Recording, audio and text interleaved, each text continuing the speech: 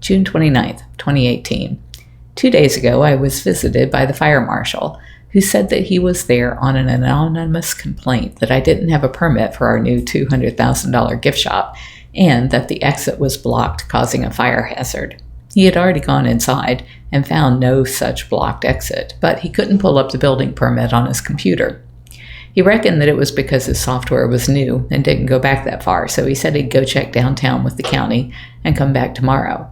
Yesterday, he came back to the sanctuary and asked me to digitally sign his iPad. I asked what I was signing, and he said, I've been fire marshal for 30 years, and I always do my homework. I didn't want to do anything until I researched it fully and found what I needed. So you're signing my report that says this was a false complaint. Jeff Lowe is fishing around to see if we will pay $600,000 to make him go away, but he won't give up his breeding license. Rumor has it that Joe Schreibokel has been evicted from the zoo by Jeff, so he's in no position to bargain. We are still applying pressure on his mother for the fraudulent transfer of the zoo out of the bankruptcy court's grasp and ours. Howie is about ready to go for this, and I'm not resisting. There are better ways we could spend $250,000 a year than chasing those two. Joe came in dead last in his bid for Oklahoma governor, and he's been saying he plans to move to Belize and tend bar. Funny, since he claims to be so intolerant of drinkers. Maybe he figures it would be a good cover for drug dealing. At any rate, I think he's figured out that making money pimping out tiger cubs isn't so much fun now that people are starting to question it.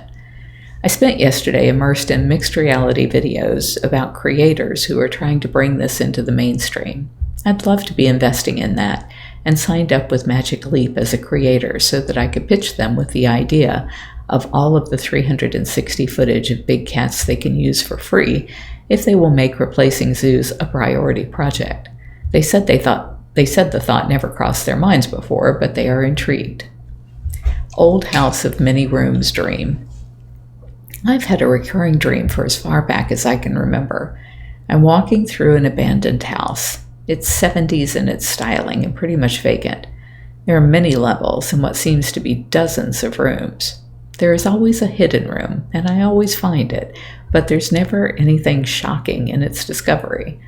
I had the dream again last night, but this time the house looked like it had been sitting vacant for decades. Trees and vines were growing in through the windows. Near the edges of the room, the floors had buckled from the rain damage. I finally found the hidden room and ventured to the window across the decaying floor.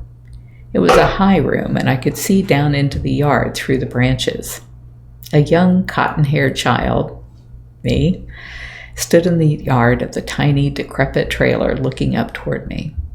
I wondered if that child ever came over here to investigate the house.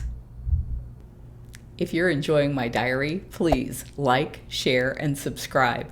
You can find other ways to connect to me over at bigcatrescue.org/Carole.Baskin.